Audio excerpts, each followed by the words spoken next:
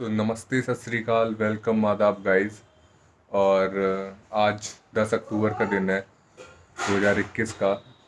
और आज की सुबह नवरात्र के जैसे हर किसी दिन की तरह ही हुई थी, मगर बड़े ही दुख, खेद और आप जैसा फील कर सकते हैं कि मतलब ये बहुत ही बड़ा दिन है राठवासियों के लिए।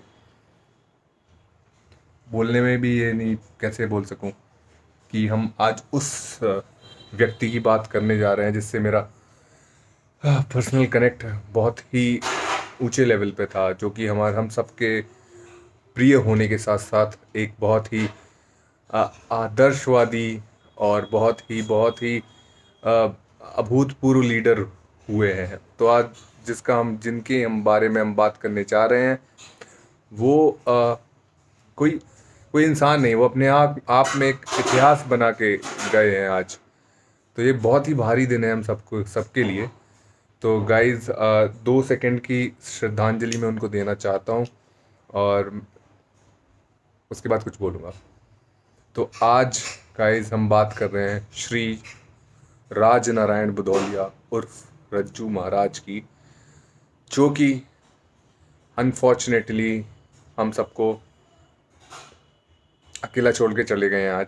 आज वो दिवंगत हो गए हैं और सुन के बड़ा अजीब लग रहा है, क्योंकि मेरे से उनके पर्सनल कनेक्शन थे। मेरे नाना जी लगते थे और और सारी, सिवाय नाना जी नहीं, इस क्षेत्र के जो बुंदेलखंड, यूपी का बुंदेलखंड है, उसमें उसके सर्वांगीण विकास के लिए उन्होंने जो कार्य किए वो वाकई काबिले तारीफ हैं। राजनारायण भदौलिया उर्फ रज्जू महाराज जी मेरे दिल में, सबके दिल में हमेशा रहेंगे।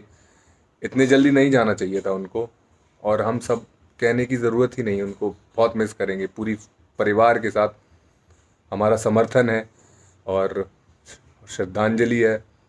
और इतने बड़े नेता का दोस्तों ऐसे जाना, वाकई आज मैं सोच नहीं पा रहा हूँ कि मैं ये कहाँ से स्टार्ट करूँ, कैसे बात करूँ। टाइगर ऑफ बुंदेलखंड के नाम से मशहूर। और और जब भी आप उनसे बात करते थे, मैं अपनी बचपन की छोटी सी कहानी बताता हूँ। तो हुआ ऐसे कि हमारे घर के जो बाहर की वॉल थी, उस पे किसी ने, मतलब उस टाइम हाथी जो चुनाव चिन्ह था बीएसपी का, तो वो हाथी सबके घर पे बनाया जा रहा था पार्टी के प्रचार के तहत। तो अब मैंने एक छोटे से बालक की तरह, जिज्ञासा के तौर पे, जो पेंटर था वो हमारे घर में तो बना नहीं रहा था, क्योंकि उसको मालूम था कि महाराज के घर के हैं, महाराज से बिल्कुल नज़दीकी संबंध रखते हैं, राइट।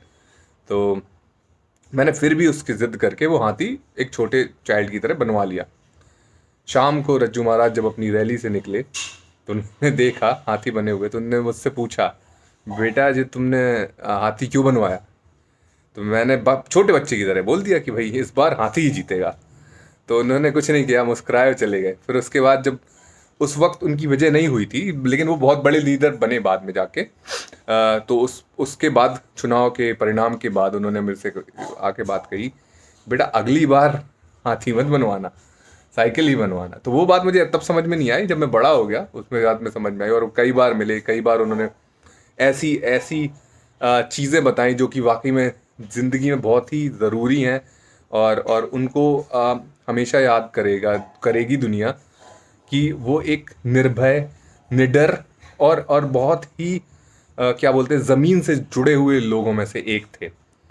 तो मैं कह नहीं पा रहा हूँ, ये फीलिंग्स बता नहीं पा रहा हूँ। तो उनके बारे में चंद लाइंस जो मैंने बनाई हैं वो आपके सामने शेयर करने जा रहा हूँ। और रज्जू नाना जी, आप जहाँ भी रहें, हम सबको अपना आशीर्वाद इसी तरह से देते रहें। तो बात कुछ ऐसी है कि बुंदेलखंड का वीर प्रथम, बुंदेलखंड का वीर प्रथम, शिक्षा के लिए जरूरी जिसने उठाए कदम, शिक्षा के लिए जिसने जरूरी उठाए कदम, जो ना डरता था ना दिन से और ना रात से, जो डरता था ना दिन से और रात से, जिसने बुंदेलखंड के ऊपर बौछार की अनेकों सौगात से, जिसने बुंदेलखंड के ऊपर सौगात की अनेकों बौछार से, ऐसे वीरों के वीर पर परम कर्तव्यनिष्ठ राजनारायण बुधौलिया को बारंबार प्रणाम है, बारंबार प्रणाम है। तो गाइज, आप देख सकते हैं इसका इतना बड़ा दुख खेद हमारे सबके अंदर है। और इस बुंदेलखंड केसरी तो कोई और था, लेकिन आज के समय में जो राठ केसरी की उपाधि मैं देना चाहूँगा इनको, राठ के टाइगर ऑफ बुंदेलखंड की उपाधि जो इनके ऊपर सूट करती है, वो देना चाहता हूँ। तो टाइगर ऑफ बुंदेलखंड को शत शत नमन, पूरे परिवार को भावपूर्ण, भाव भवदीय और बहुत ही कर्तव्यनिष्ठ श्रद्धांजलि हमारी तरफ से अर्पित हो। और राजनारायण बुधौलिया रज्जू महाराज सदैव अमर रहें। राजनारायण बुधौलिया रज्जू महाराज की जय। राजनारायण रज्जू बुधौलिया से वीर ना हुआ है ना होगा, और इस दुनिया में राजनारायण बुधौलिया और रज्जू महाराज जैसा दूसरा शख्स ना होगा ना हो सकता है। बस हम यही कोशिश करेंगे कि हमारे आगे के लीडर्स राजनारायण बुधौलिया के कर कमलों को फॉलो करें और राठ को बहुत आगे लेके जाएं। तो भारी हृदय से दोस्तों मैं बोलना चाहूँगा, नमस्कार, जय हिंद, जय रज्जू महाराज, जय किसान। और रज्जू महाराज, आप हमारे दिन में सदा अमर रहेंगे। Bye bye guys.